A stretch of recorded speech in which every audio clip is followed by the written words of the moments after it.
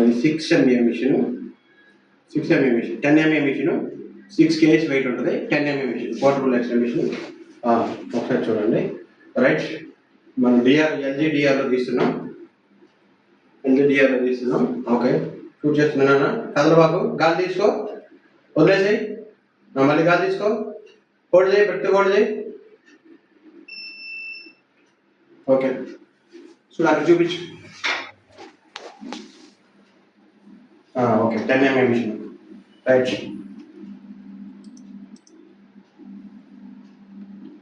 Reverse చేయాలన్న, హార్ట్ ఇటువైపు ఉన్నది. రైట్, అది ఓకేనా? రైట్.